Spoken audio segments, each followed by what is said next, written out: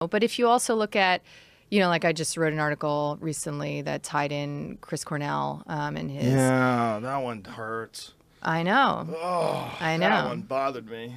I know. And it's not an isolated. I mean, listen, I don't know the details. I don't know what happened, but I certainly his wife believes. Smell a rat. Yeah. Let's just say what his wife believes. Exactly. So she believes he took too many of his antidepressants or anti-anxiety medications. But wasn't there like some rumor about him having a relapse? Was there a rumor? Rumor that there was like track marks. Fresh track marks. See if you find anything on that. How the hell would anybody know that? That seems like some shit that people just start making up, though. And listen, and I could be accused of doing the same thing, even commenting. But his wife, who is married to him, was the one that said that she believed, like when she talked to him on the phone, that he had taken too much of his anti-anxiety medication. Right. And it'd be one thing to just be like, oh, she's like a grieving widow, if there wasn't like a very indicting body of evidence that unequivocally, like literally 2 new studies just came out this week that unequivocally implicate benzodiazepines in homicide and suicide, right? So you are a very important Finnish study, demonstrated that benzodiazepines led to like a 223% increase risk of committing homicide. Jesus Christ. And they, along with antidepressants and actually other psychotropics, including stimulants, all of these medications have been linked to an increase in suicide as well. So when I hear about a school shooting or I hear about the German Wings, plane What's crash. The German Wings? That guy, Lubig, like who took down the plane, the German Wings plane, he just like suicided with a whole plane of people and crashed the plane. Like when I hear about these mass murder, like menace to society kind of situations, my first thought is what psych meds were they on? And, my training basically conditioned me to say, oh, well, they're mentally ill. So obviously they're taking psych meds. That's like saying umbrellas cause the rain, right? Right. That's not how it works. Causation, correlation. Exactly. Yeah. But actually, there's a massive suppressed body of literature that implicates these medications, all of them.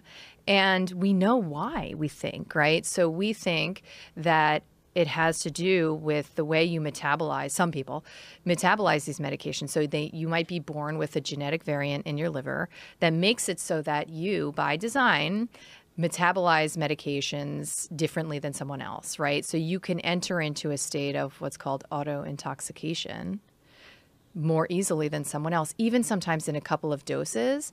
And you develop what's called akathisia-induced impulsivity, which is like, akathisia is like this feeling like you just want to crawl out of your skin, but you seem really chill. It's a really creepy, like horror movie level. So no one around you knows that you're about to fucking boil over and explode. I spoke in July in London. I did this like workshop, and this guy contacted me named David Carmichael, and he's like, I'd love to meet you. I followed your work, and I want to sort of tell you about my story. I had known about this paper, of which he was one of 10 or 11 subjects by these authors, Lucier and Crotty. It was from 2011, older paper, where they took all these people who had committed like heinous acts, right? Like, murdered their therapist or killed their child or themselves jumped in front of a train or whatever. And they were prescribed antidepressants for totally run-of-the-mill stress, right? So like work stress or a dog dying, not because they had like severe mental illness and were suicidal, right? These people were not suicidal. They were not homicidal. They were normal citizens, and they went on to do this crazy thing. And what they found was when they analyzed each of these victims, perpetrators, however you want to look at it, they found they all had these liver variants that I'm talking about, so that they were basically poisoned by medication. But before they were poisoned, they were put into this altered state where they did impulsively violent things. So this guy basically gets on the stage where I was speaking, and he talks about how he was prescribed Paxil, because he worked, I think, as an accountant, and he was prescribed it for work-related stress. Like it was just like taking on too much stress at work, right? And he remembers feeling like his mind like slip away. Like he began you entered this realm of like psychosis essentially, and he started to, develop all of these paranoid beliefs. But he looked, and people told him like, "Oh, you're getting better. I'm so glad you're feeling better." Long story short, he strangled his 11-year-old son. Oh, dead. And this is before or after you met him? After. This was actually years ago. And he was not jailed. So you met him and he was telling you about all this, and then after that, he killed his kid? No. He killed his son before we met, years ago. Okay. But he wanted, to share, Jesus. with the audience of doctors I was speaking to, like, listen. So they exonerated him based on this medication? They did, which is rare, actually, believe it or not, because a lot of times these people are jailed. So it's like, punishing the victim, so to speak. But that's sort of the issue, that it's an important issue, right? Because your friend, right? Okay, so let's say some people, this is in line with their consciousness to not have any curiosity about why they're having symptoms, not want to see what they can do in terms of optimizing their lifestyle. It's just like not their deal, right? So they want to take a medication and they want to suppress their symptoms and just like hope it works out. That's fine. I don't care what people do. Should be a free country, right? You do what you want to do. Right. You practice the medicine that makes sense to you. But the sort of like chink in the armor is perhaps this issue, which is that we don't really have a good way of identifying, it's Russian roulette. Like we don't have a good way of identifying if you're going to be David Carmichael. Right. So, and it's, it's one thing to kill yourself impulsively, but like, the school shootings, for example, have, without an exception, been committed by people who are kids who are recently medicated. So is this a public health issue? Meds or coming off psych meds, exactly. Right? It's almost 100%. Yes, if not 100%. It is really crazy that that's denied. And when you bring that up, by the way, people call you a gun rights apologist. Well, you're distorting the issue. You're turning it to a psych meds issue when it's a gun issue. If these people don't have guns, they can't commit these crimes. Like, that to me is a very bizarre way of looking at then they don't know the science, which is, why would they? But it's what you were talking about before, where psychiatrists aren't talking about this. No. This is such a taboo subject that by the time it gets to the average educated and informed person, who for the most part is probably liberal, and because we're talking about people that want to get rid of guns, what they're seeing is only the gun.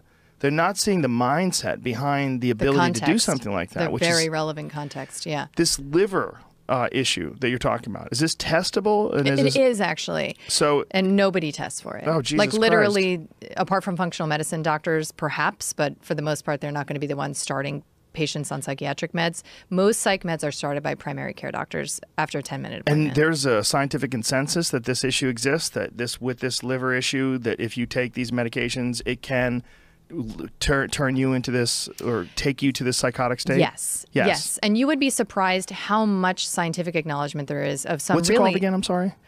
It's called akathisia-induced impulsivity. Akathisia is the experience, the symptom, neurologic symptom that's induced by the impaired, it's thought to be, impaired metabolism on the liver level of these medications. So this is not like a theory. It's not a theory. It's right. Yeah. But there's a lot of stuff like that. Like there's, in the literature, there's something called antidepressant tachyphylaxis, which is the acknowledgement in the scientific literature that like a good 30% of the time, they just stop having an effect, like stop working. Yeah, that's the thing that people that I know that have taken them have said, that the doctor will tell you, hey, this is going to work for a little while, and then it's not going to work anymore. I just hope you don't shoot up a school in the meantime. My friend who got on them, I have two friends that got a great benefit from getting on SSRIs. They had a great benefit, and they both eventually got off of them. Cool. They got on them, and then their life improved. They improved the overall existence that they experience. Like they improved their job, they improved their status in life, relationship stuff, all these different things improved, and then they slowly wean themselves off, and now they don't need them anymore. But both of my friends that were on them say that it was a great benefit of them to get on them. So that's a rare story, I would say. It's a pretty rare story. Now, you could argue that I have a skewed exposure to the population because I only see the people who've been on 10, 20 years and want to desperately get off and can't, But I am, again, this public health issue aside, which is that, these medications could be inducing impulsive violence at random. And like, perhaps we should at least be talking about this as a society. Right. Right. That issue aside, I'm, a crusader for informed consent. I believe that you just should know all the options and all of the available science, and then you make your own damn decision, right? With your free will, you do what's right for you, what matches your level of consciousness, right? Because the problem is that most people are not taken off of meds, and they are maintained for long term, even though all of the long-term science suggests that people do worse long-term on all categories of psychiatric meds than if they were never medicated. And this includes antipsychotics for schizophrenia. All of them? All of them. And the person who exposed this and really, sort of blew the whistle on this issue, his book changed my life and made me put down my prescription pad, is Robert Whitaker, who's an investigative journalist. And he wrote a book called Anatomy of an Epidemic. And I read it, when it came out, and I was ready to read it and receive it because I just had this health experience of my own, right? So I read it, and basically what he says is, okay, so we have escalating rates of treatment, right? Like more and more people, 16% of the American population is on these meds, right? Including a lot of your friends, my friends. And with more treatment, shouldn't we have less disability, right? Like shouldn't people be more functional and less sick? And what we find is that the reverse is true, that we have more disability with more medicating. So his book goes through all of these studies. I never heard about one of them in my Ivy League training. All of these studies that are not industry funded, right? Because we know that the pharmaceutical industry is 4 times more likely to publish something when it's positive than when it's not. And they can publish whatever they want and not publish whatever they don't want, right? So they are in charge of their own policing, which is the fox guarding the henhouse kind of a situation. So these were all non-industry funded studies. And the story they tell is quite different than what you might imagine. And it's like almost shocking, right? That you have schizophrenia, right? Obviously, you need to take meds, right? Right. Well, but what if like doing something is not as good as doing nothing, according to the published literature, right? So doing nothing is better, according to the published literature, than doing something. Than doing medication. So taking medication for some sort of a psychotic disorder, what are the odds that it's going to work? So when we're looking at the data that suggests that it's effective to take an antipsychotic, they're without exception short-term studies, so 6 to 8 weeks. Oh. But people are taking these medications for months to years. And they lose their efficiency over time, or their effectiveness over time? They have sedating effects usually up front. But it's not the same as SSRIs in terms of No, the story is similar, because if we look at outcomes in the long term, like do you have a job? Do you have a friend network? Like, are you a functional member of society? If we look at those parameters in the long term, people do worse. And that's his argument, is that's why we have more and more of the population literally getting checks from the government, because they cannot function in society, even though they're medicated to the hilt. Like they're fully treated, so to speak. And he makes this argument for benzodiazepines, for stimulants. And if you look into the literature, you understand that all that's happening is you're forcing an adaptation on the part of the body. This is a chemical. It is not fixing anything. And just like alcohol, okay, like some people love alcohol. For some people, it's very relaxing, right? Some people hate it and it's terrible and it makes them sick. So just like any other chemical substance with unpredictably psychoactive effects, it may be adaptive for a given period of time, but we know through the alcohol analogy that there's no free lunch, right? So even if it's adaptive in the short term, your body adapts, habituates, you become potentially dependent, although that's a more complex conversation, what drives that dependency. But the long term is known to us, like the long term picture of like chronic use of alcohol for, let's say, social anxiety doesn't look pretty if you want to just stop drinking 15 years down the line after you've been drinking every day, right? So, but we've been told to think of psych meds differently. And what I'm trying to say is we shouldn't be, right? Because they are just chemicals having chemical effects that your body is adapting to. So obviously that chemical effect is not going to endure right? Like it's not going to last. And then there's going to be a cost.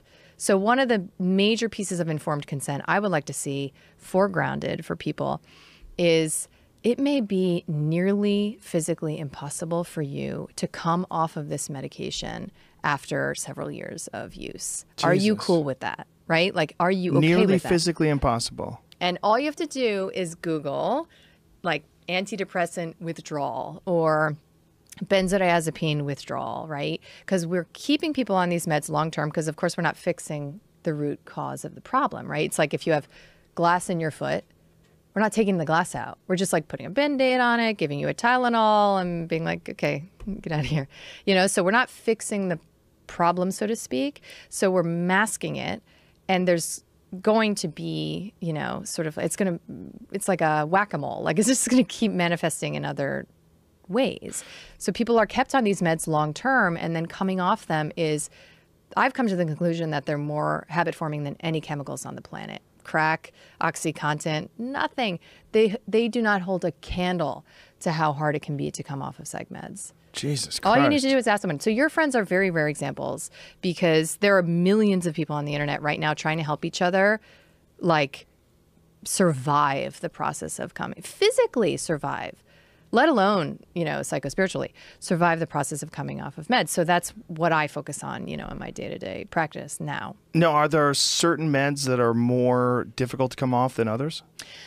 I would say yes, although I've seen exceptions to that too. You know, I would say that there are certain antidepressants that are notoriously challenging, you know, meds like Paxil or Effexor. But then Prozac, which is supposed to be like have this long half-life and be easy to come off of. I mean, I have patients who develop what looks like AIDS. Like they get so sick in such complicated ways that no one believes them. And then they think that they're, you know, well, you must have MS or you must have, you know, mono or you must have, you know, some new diagnosis. And the literature since 2014 has told us, no, this is a withdrawal. This is a complicated, protracted withdrawal that is worse than any other meds out there. And so if you knew that, you might be like, all right, well, what are my other options? Do I have other options? And, you know, since I put down my prescription, I have many years now of experience of treating all manner of bipolar disorder, suicidality, psychosis without medication. And let me tell you, like the outcomes that I get today, I couldn't have fantasized about when I was prescribing. I didn't even know that this was possible. So if you know that these outcomes are possible, then maybe you would consider a lifestyle approach, but you have to know it's possible. So that's informed consent. What was best case scenario when you were prescribing? And did it ever feel like what? I mean, did it ever get to the point where you were wondering, like, none of these people are really getting better? They're improving in certain ways, but they're not getting better. Like, you did you think that was possible? You don't have the goal of getting them totally better. What was your goal? Management.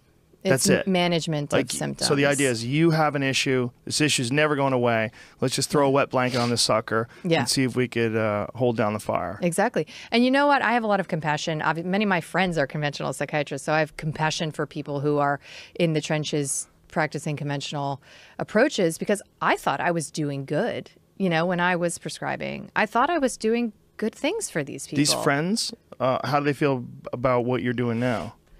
They sort of like tolerate me. I don't know. That's it? Well, it's funny because I have this, I don't know what you want to call it, like scientific advantage, meaning like I know more of the literature. I've read more of it. I've obsessively devoted my life to this subject. They know sort of not to fuck with me on some level. Like, so I have respect, but they also, it's like my thing that I do over here. Right. Look, Kelly, we have a business. My business is giving pills to crazy people. Like, fuck out of my office. Leave me alone. Yeah, exactly.